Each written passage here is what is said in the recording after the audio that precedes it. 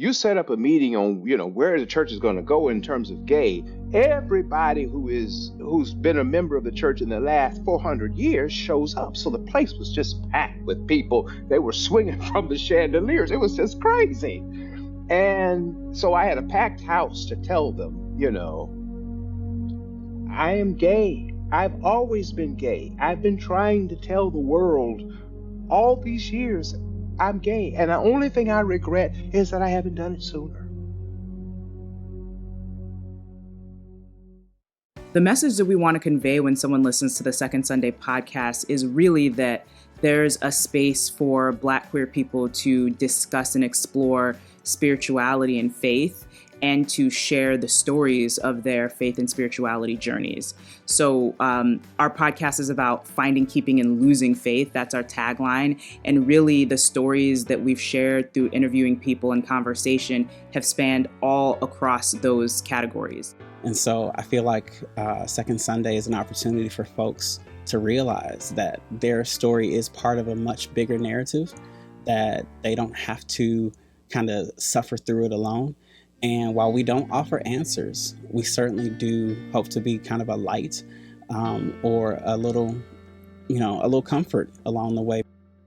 It's like growing up in church, it was like, that's wrong. Yes, I'm a heterosexual woman, but to love other people is not wrong. For me, the way I look at it now is, how in the world can I ask people of another race to love me if I can't even love my own brothers and sisters that look like me?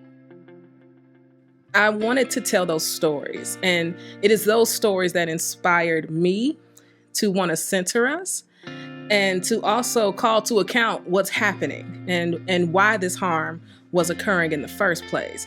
And I think partnering with PRX and reimagining what this podcast could be, this podcast has developed into something pretty special with the first person storytelling that we're sharing in this podcast. I think it's so important to have a podcast like this when it comes to our unique experiences as Black, queer, faithful folks.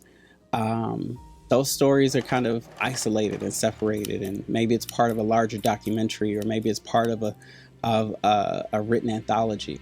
But I feel like it's really important that we hold these stories as sacred, that we tell these stories in ways that go into the public archive, that for generations, that somebody gets to hear that they're not the only one, that someone gets to realize that the path that may have seemed very narrow, according to your pastor, or according to your family, that path is so wide and so varied, and it's certainly not a straight line.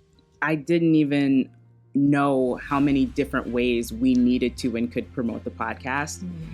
And certainly it's overwhelming to produce a podcast in general, but having the support of a team saying, okay, here's some promo things that we're going to do, here's some swaps, or even help with social media, it really took a lot of the pressure off so that we could focus on producing the actual stories and also feel like we had things moving as far as getting eyes and ears on our podcast. So partnering with PRX has been pretty important. And when I founded The Cube, I knew that partnerships were going to be critical to our growth, because partnering with an entity like PRX legitimizes the work that we're doing, right? As an independent creator out here, you need partnerships with established organizations.